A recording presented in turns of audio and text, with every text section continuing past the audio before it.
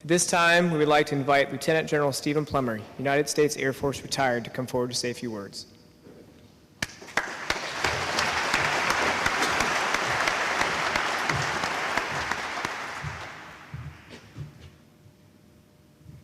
Wow. A few weeks ago, Dr. Lucy called me and said, would you mind saying a few words today at this event? And I said, Lucy, I'd be honored to do that. What do you have in mind? And she said, well, why don't you just tell a few stories? And I said, stories?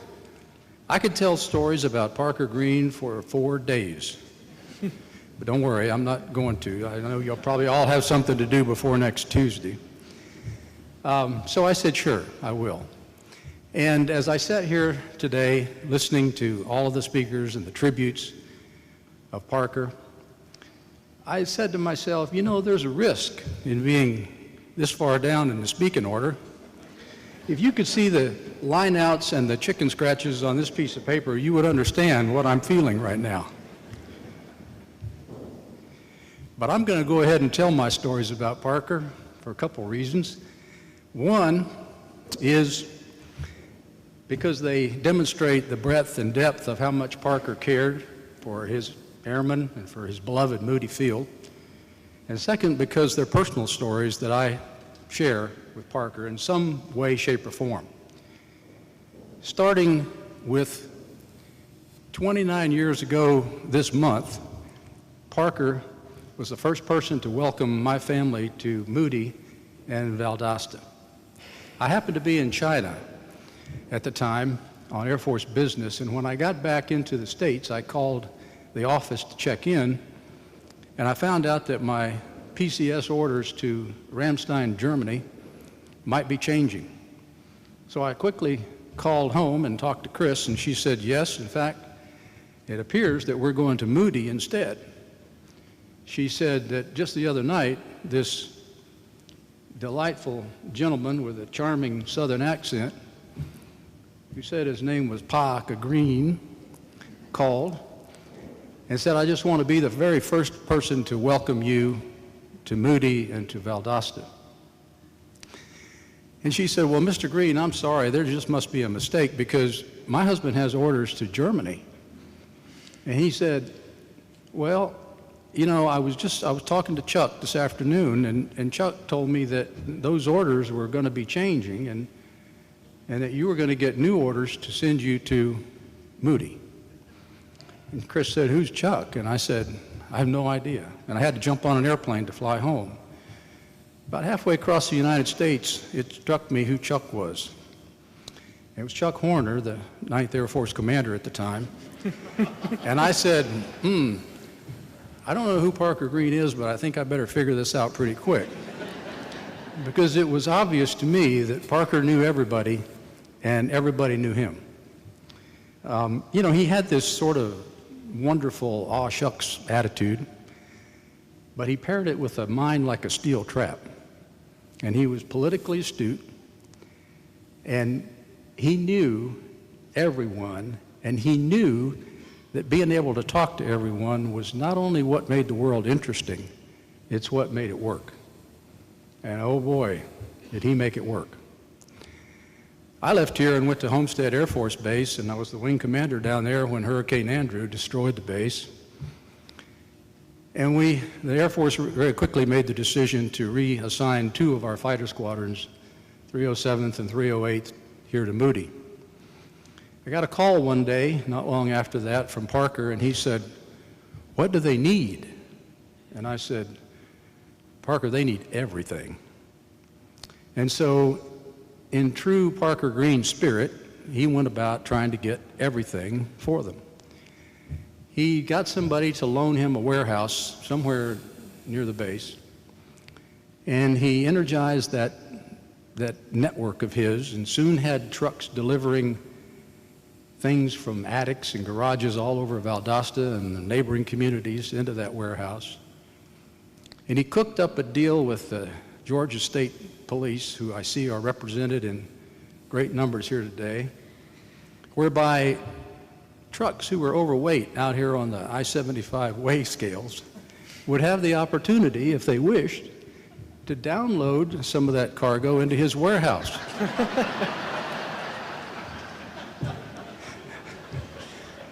I'm told that's how several thousand pounds of dishes wound up in the warehouse.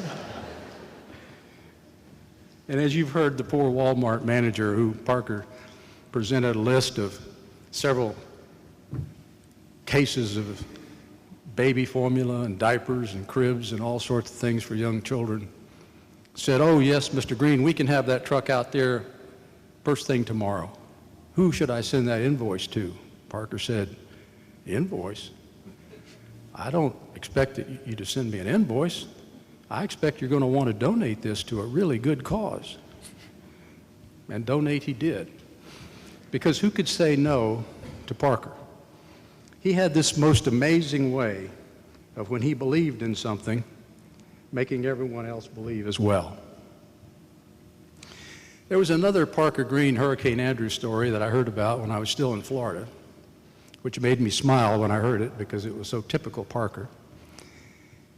And it goes like this: when it became common knowledge that 500 or so families were going to be descending upon Valdosta, and remember, this was 1992. Valdosta was a much smaller place back then. An interesting thing happened. Housing prices began to go up, and mortgage rates ticked up 1/4 point. And Parker called a meeting here in Valdosta of real estate brokers and bankers and lending institutions and that sort of community. And he closed the door and he said, "Listen, I don't think we ought to be treating our Air Force people that way. And I would appreciate it if all of you would go back and, as he put it, redo some of your paperwork." Now, in truth, did that really happen? Is it even legal? I don't know, because even though Parker told me that story several times, I didn't have the heart to ask him if it was true, and I didn't want to put him on the spot. But it sounds Parker-like to me, so I believe it. Because Parker always had our backs. He had every airman's back every day, in ways large and small. We never deployed from Moody, regardless of the hour of the day or night, that Parker wasn't out here wishing us Godspeed or welcoming us home. And it was always so mouth-wateringly delicious to find some of Parker's smoked barbecue on our front porch. And we did several times, and so did many others.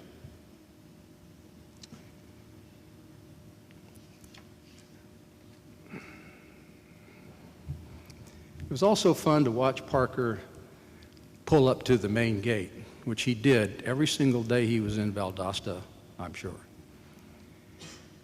And or one of the hangars, and he'd roll down his window and he'd say in that drawl of his, "Oh, I'm sorry, I didn't have time to bring anything today." And invariably someone would answer, one of the airmen would answer, "Oh, Mr. Greene, that's okay, don't you worry about that. You always take such good care of us." And that's when he'd get that twinkle in his eye, and he'd reach down and pop the trunk and say, "Well, wait a minute, there may just be a little something in the trunk." And the trunk would be full of oranges or watermelons or cold drinks or whatever. Or he'd just say, "Hey, listen, I'm going over to Family Pizza. Anybody wants to join me? Lunch is on me." And I know he did that many, many times as well. Parker never forgot what it meant to people to know that someone cared about them. And he showed that he cared about them every day. Later in my career, I would sometimes meet Parker in the Pentagon, and I'd walk the halls with him. And I know this has been referred to before, but believe me, walking the halls of the Pentagon with Parker was like walking beside a rock star. People would literally flood the halls and hug him to say hi. And I know they always wanted some nuts, but they would always ask, "How's Moody?"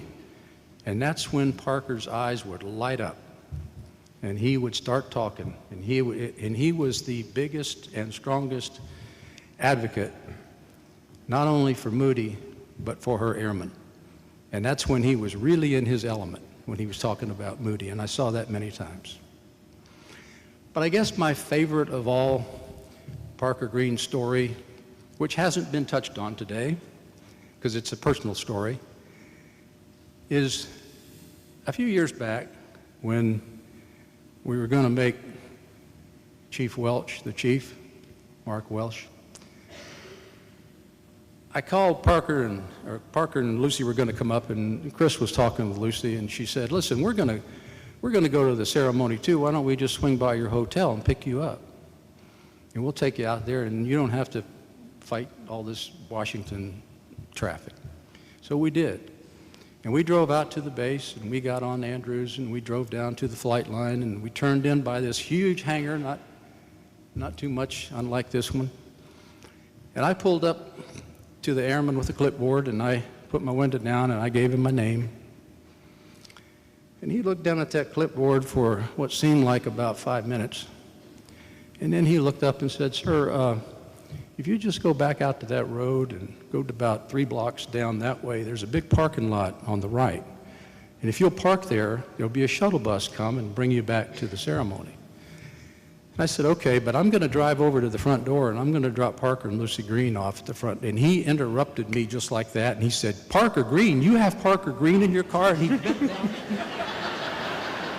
And he looked across me at Parker sitting there. He said, sir, you should have told me you had Parker Greene. You see that empty spot right over by the front door? That's reserved for Parker Greene. Drive him right over there and park. And I happily did.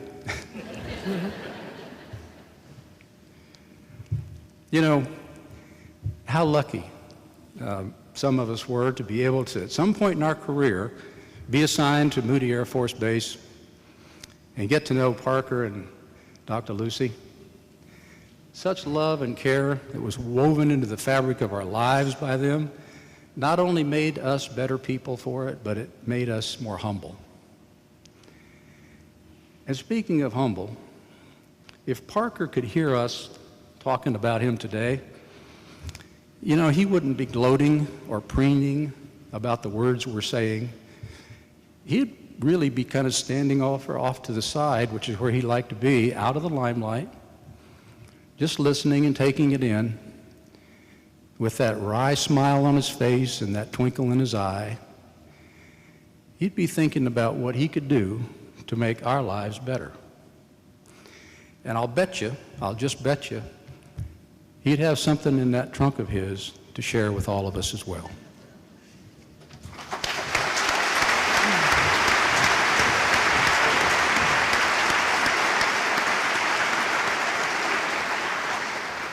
Thank you, General Plummer.